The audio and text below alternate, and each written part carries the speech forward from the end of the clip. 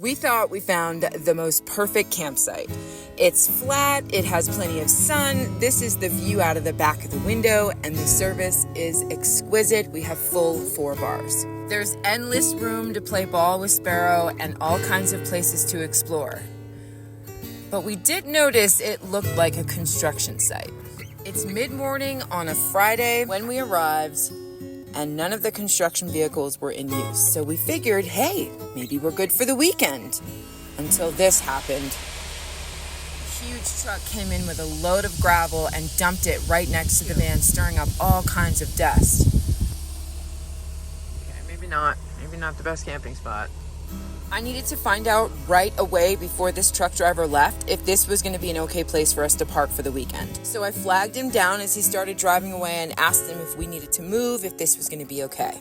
And to my luck, he actually said this was the last load he was bringing up, that I would be fine for the weekend, that no one would be here.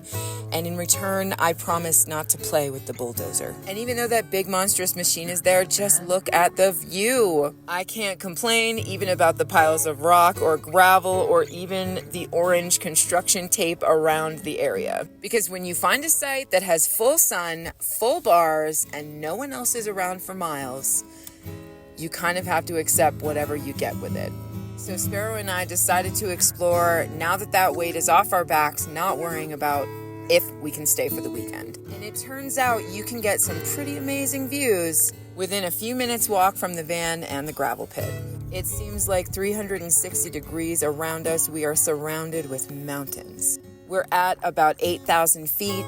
The weather is about 70 degrees. The van has a gentle, cool breeze tunneling through it. And boy, am I looking forward to a beautiful sunset tonight and an even better sunrise in the morning.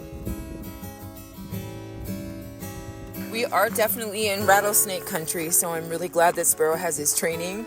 But he doesn't seem to have any fear of the lizards running around, and that's good because most of them are harmless. He's been cooped up in the van for the last day while we were running errands in the city, and so I'm happy to let him run around and explore and smell all the smells.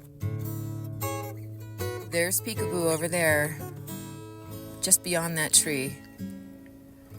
And from here, you wouldn't even know that that's a construction site. I'm not even sure it's a construction site. I think it's more of a holding place for the gravel so that it can maintain the roads in the area. There were some vultures flying overhead, so I was sure to keep Sparrow close, just in case they got hungry. They did circle us for a while, but I'm pretty sure Sparrow is too big of prey for them.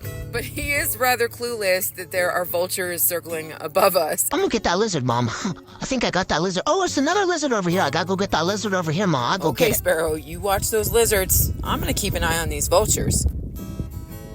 This area was subjected to wildfire a couple years ago and has just reopened back up for free camping. And you can kind of tell here there's remnants of a road that have been blocked off. Most of the trees still have char on them, but you can see that most of the flora is thriving after the fires. Like this mullein, look at how tall she is, and look where she lives. Ain't she lucky? I used to be a smoker, and if it wasn't for mullein, I never would have quit.